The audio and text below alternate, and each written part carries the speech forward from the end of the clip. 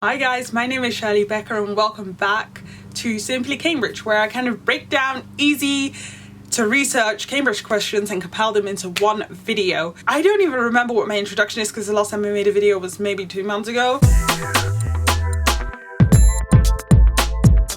I'm gonna tell you to add me on Snapchat, follow me on Instagram, and I'm gonna just move straight into the video. One of the most common questions I get asked has all to do with the fees, the costs, and how to handle them. So a lot of people are curious about what bursaries are available, what grants, scholarships, and loans. And so I thought it'd be really nice to make a video to kind of compile the information that I know about it, give that all to you guys here. So it serves as absolutely no surprise that the combination of tuition fees, accommodation costs, and living expenses is a cause of concern and a point of consideration for a lot of applicants. So I was fortunate enough to have a mother who was able to pay for my tuition fees, for my accommodation costs, for my living expenses, and just for me to be able to have fun at university. Bearing this in mind, I feel like I do have to consider that the average applicant will summon £44,000 of debt. So I think it's really important to make a video to kind of discuss how people can lessen this debt and what options are actually available that you might not know of.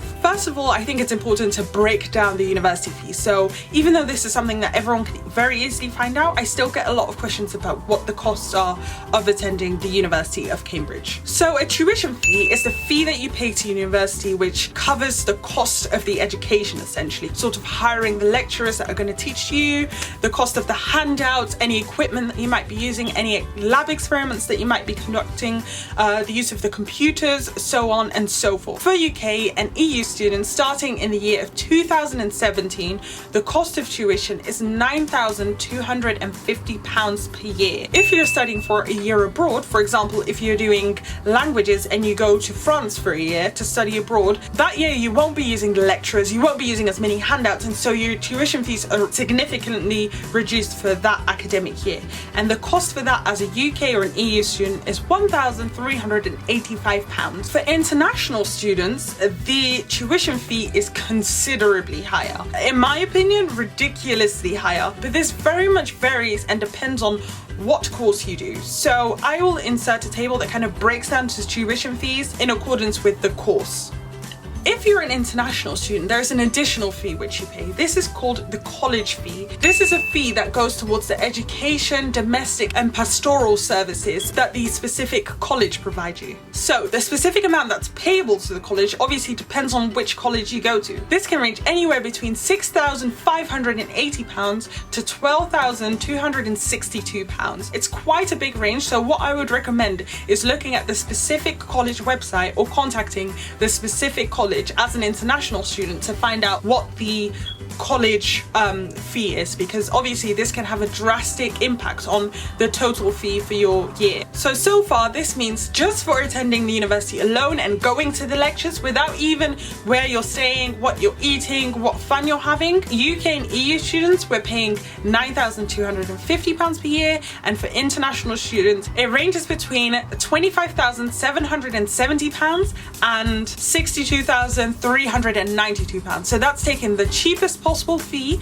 and the lowest possible college fee with the most expensive possible fee, probably medicine, and the most expensive possible college fee. That's where that range comes from. So obviously you can see already the lower end of the range is so much more expensive than a home student. I personally think this is unfair. I think a lot of things are unfair in the education system, but I'm just giving you the information. So now I'm going to move on to Student Finance England, which is the first point of help that I can discuss here.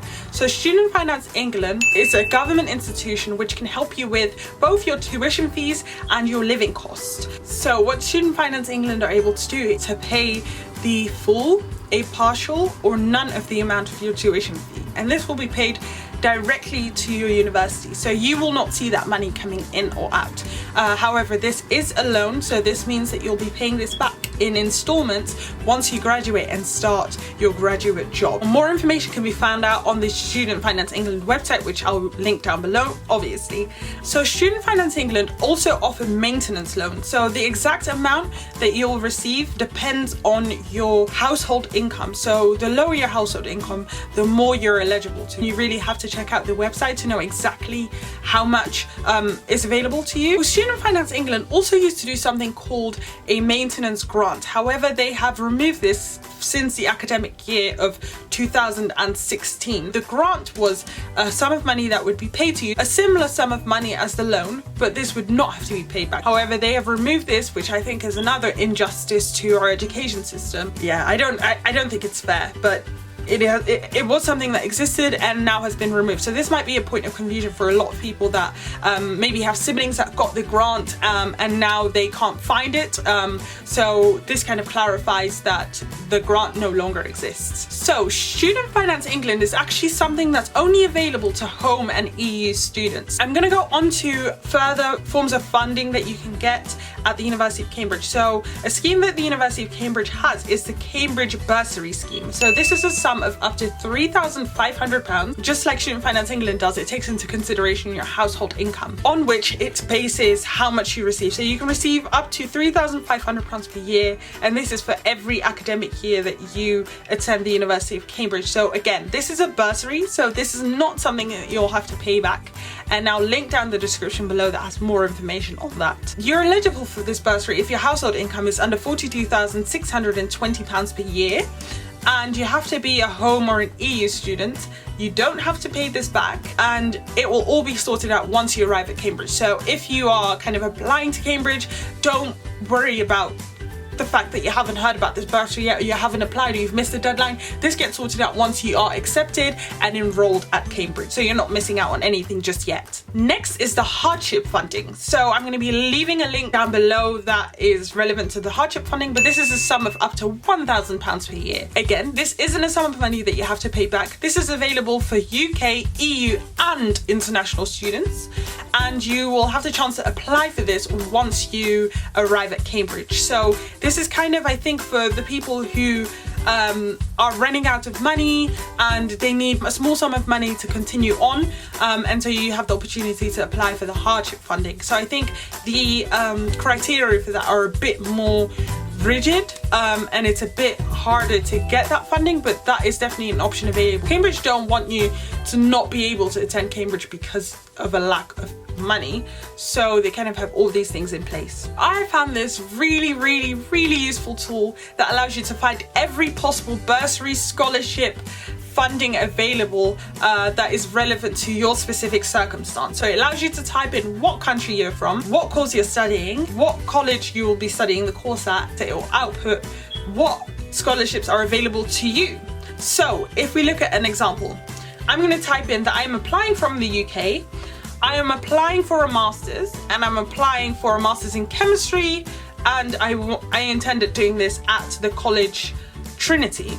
And so here we can see what funding and what scholarships, what bursaries are available. So as you can see, this is kind of how the tool works. So I think it's super useful to kind of get an overview or summary of things that are available to your specific circumstance. So that is all I have for you today. I hope that you learned something from this video. Again, I don't really want to go too deep into my opinions of tuition fees and how unfair I really think it is. I don't know, I feel like this is actually something that I'm quite passionate about, especially considering that I feel like I'm more passionate about it because I'm on the side of having a mum who kind of paid everything for me and then having to watch other people struggle with it a bit more. I have a friend, for example, who had to take a break from his course, and that means that his course will now take a year longer to complete, if that makes sense. Student Finance England are able to fund you for only a specific number of years. So if you take longer than that number of years, they won't be able to fund you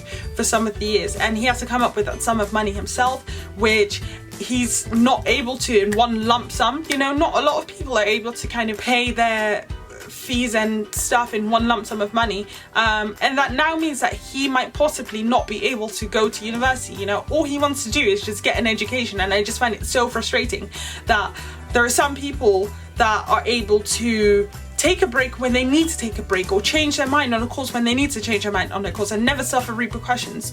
Whereas some people, if they do that, just because they don't have the money, they have to suffer the consequence of possibly not getting an education at all. It just blows my entire mind that I could possibly stand here and say I need a year's break because my mental health is being compromised here, or I hate the course that I'm doing. I don't feel like it's going to be beneficial for me in my future, and I am able to take a break because if I do that, my mother will still be able to pay the fees, and I'm not relying on sort of a government funding. But then some people kind of have to stick through those mental health issues. Some people have to stick through the hardships. Some people have to stick to a course they absolutely hate because otherwise they simply cannot go to university at all because the funding isn't there in place. And England doesn't have a system that's fair. I don't want to rant on because Simply Cambridge isn't meant to involve my opinions. It's just meant to be me giving you guys information, but I'm getting quite passionate and I'm getting quite annoyed, and I hate how unfair the system is. I think there should be so much more funding that goes into education. I think that people shouldn't be able to base their quality of education on their family income. So much wrong, but I'm done. This has been my little rant. That's been my information. I hope you guys learned something. I hope you guys enjoyed it. Yeah, let me know in the comments below any other questions you have about Cambridge, and I'm sure that I'll make a video at some point in my life. Follow me on Instagram, like I said, add me on Snapchat, and I'll see you guys in the next Simply Cambridge. I'm not going to say it's Monday, Wednesday, blah, blah, blah, blah, because like it's not. So I'll just see you guys next time. Bye bye.